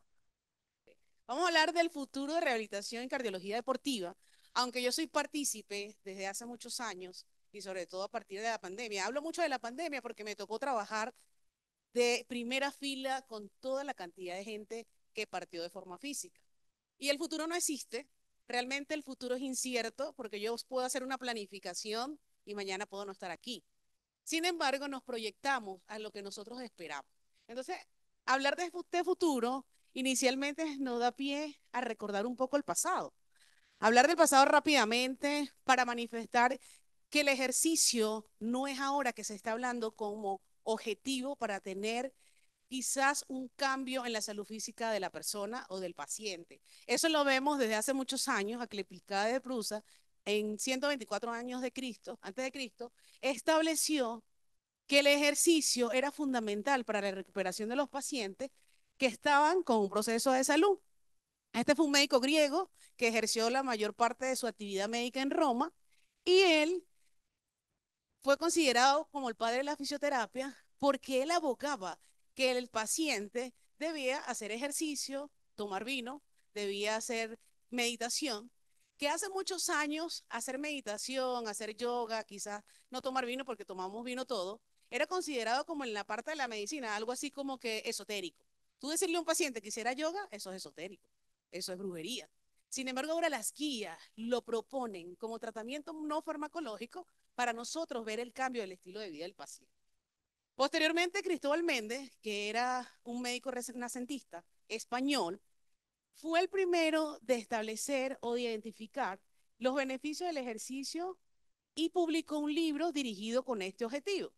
Y eso fueron hace muchos años, 1553. William Emberde, que es conocido como el padre de la reumatología, también hablaba de la descripción de la angina de pecho y de un paciente leñador que consultó con dolor típico coronario, que en ese momento no fue atendido, que hacía sus actividades de alzar las leñas, que se retiró del área hospitalaria y posteriormente en 6 meses regresa asintomático. Indudablemente esto, escucharlo, es decir, pero ¿cómo va a venir un paciente con clínica coronaria asintomático por continuar con su trabajo? Es lo que quería demostrar que ese paciente, cuando está estable, no debe prolongarse el reposo por mucho tiempo, que eran las ideas contrarias que nosotros teníamos en ese momento. John Hilton termina rotundamente con la idea de que debía indicar al paciente hacer ejercicio físico. Él establece, a pesar de todos sus antecesores que abogaban por el ejercicio, que el paciente debía permanecer en cama, sobre todo si estaba en un evento coronario. Si ustedes recuerdan y revisan la historia, estos pacientes debían estar en cama por 6 semanas. Posterior a las 6 semanas, iba a reincorporar la actividad, pero una actividad leve durante 6 meses. En 1963, el Colegio Americano y la Organización Mundial de la Salud establece o hace la recomendación de la realización de actividades físicas para pacientes cardiópatas y promueve la apertura de las unidades de rehabilitación cardíaca. Entonces, ¿por qué le traigo esto o por qué hablamos de esa historia? Porque actualmente, en este año, un tercio de la población, que constituye 31% de los adultos, 1.800 millones de personas, no realiza actividad física. Nosotros ahorita estamos acostumbrados ahora a la gente que está sumada a hacer maratones, ahora hacen carrera en cada segundo. Tenemos carrera y pareciera que estos datos son contradictorios, pero no es la mayoría de la población. Se estima que el 35% para el año 2030 puede permanecer en sedentarismo. Y mágicamente las mujeres, que somos las que consultamos menos a las áreas de salud, son las que son más sedentarias o son las que practican menos actividad física. Y el 29, con respecto al 29% de los hombres. La inactividad física es considerada de mortalidad en el mundo. Y según las estadísticas realizadas por la Organización Mundial de la Salud y la Organización Panamericana, hay un aumento significativo de esta inactividad física desde el año 2010 hasta el año 2022. Faltan las estadísticas del 2022 al 2025. Y establece un objetivo fundamental, que es disminuir o reducir la inactividad física para el año 2030 en por lo menos un 15%. Esto, cuando hablamos del futuro de la rehabilitación y la cardiología deportiva, las primeras recomendaciones de práctica deportiva con respecto a la sesión de cardiología por la Sociedad Española y con la relación de las enfermedades cardiovasculares se hacen por primera vez en el 2005. con una actualización en el 2018 y unas recomendaciones en el 2019. ¿Qué buscaban? Minimizar los efectos adversos en aquella población que era deportista muy entrenada. Sin embargo, se dieron cuenta que en una gran cantidad de la población, un gran porcentaje, practica deporte de forma recreativa o hace ejercicio de forma recreativa, que los dos son diferentes. Entonces, ¿qué se busca? ¿Qué debemos buscar nosotros para un futuro o en este presente? Animar a todos los médicos en las consultas a indicarle a los pacientes que deben hacer actividad física, que deben hacer ejercicio, y aquellos que han tenido un evento cardiovascular, seguir con su práctica deportiva, porque muchas veces somos nosotros que limitamos la actividad deportiva por temor y por creencia. Promover la participación en programas de ejercicio y rehabilitación, porque en las unidades de rehabilitación cardíaca porque están desoladas, porque en múltiples oportunidades se desconoce que existen, sobre todo en nuestro país, cuáles existen, dónde están, qué hacen, cuáles son los objetivos y si realmente esto funciona. El ejercicio es un componente importante como tratamiento no farmacológico en las enfermedades cardiovasculares. Estamos acostumbrados a indicar, a prescribir tratamientos farmacológicos porque es el boom de muchísimas industrias, pero reduciríamos los altos costos si estos pacientes hicieran modificaciones en los estilos de vida.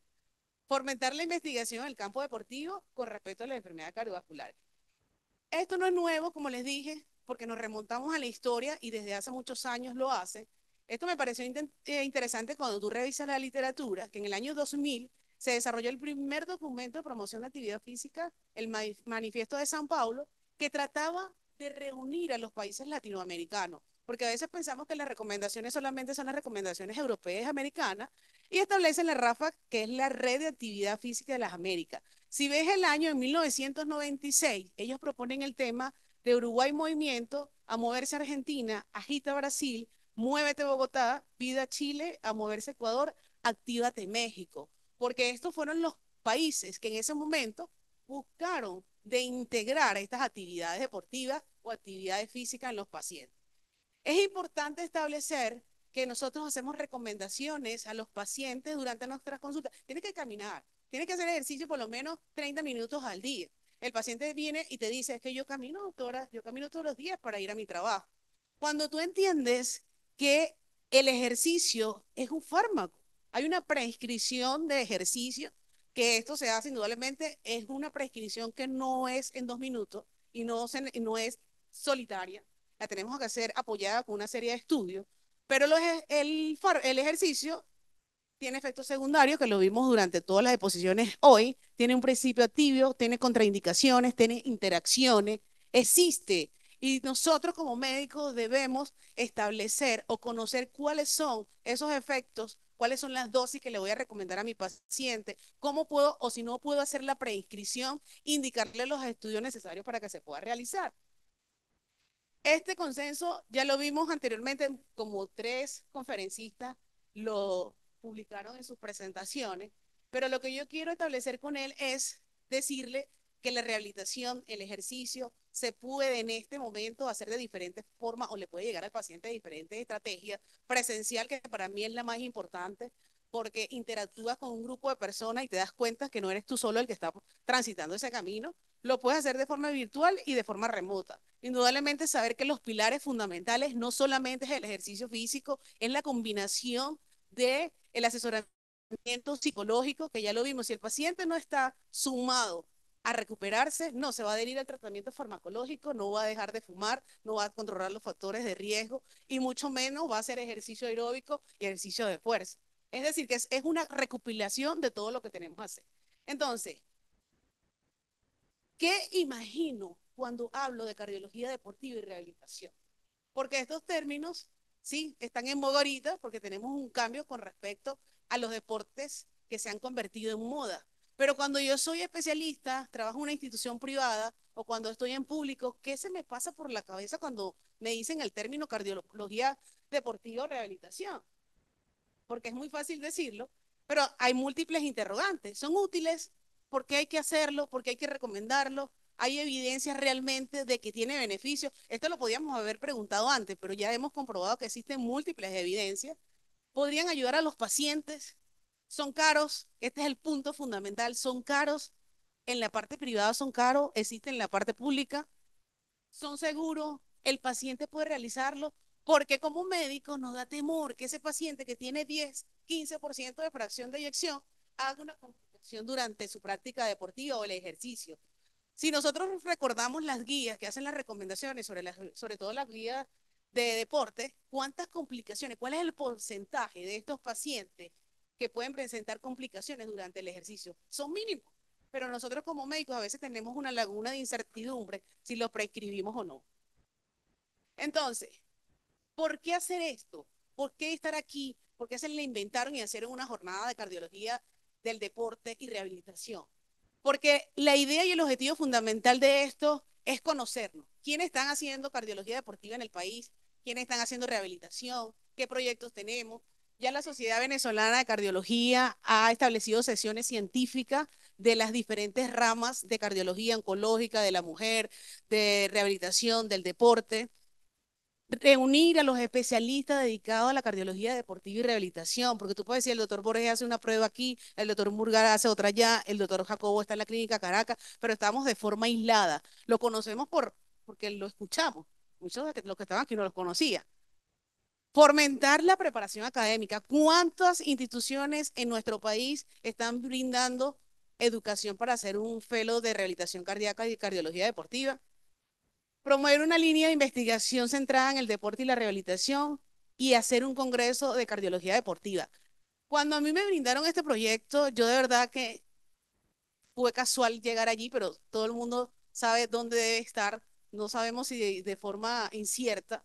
Lo primero que yo me planteé, yo llegué en febrero a la unidad de rehabilitación cardíaca del año pasado y le dije a la gente, lo que tenemos que hacer en primer lugar es una jornada científica donde comprobamos que esto se estudia, tiene evidencia y tiene comprobación de sus beneficios, porque a nosotros los médicos nos gusta eso, la investigación, algo que sea confirmado. Pero si tú esto solamente pones al paciente, como lo dicen algunos, a brincar y a bailar, lo toman como guachafita, pero cuando tú lo certificas con investigación, con educación, que todos los días hace una actividad diferente que marca, el panorama es otro. Y eso ha dado evidencia en este lugar. Entonces, inicialmente, esta jornada que estamos haciendo aquí en el laboratorio Megalab, que lo agradezco, yo la imaginé en otro lugar, la imaginé en una... Megalabs. Somos bienestar.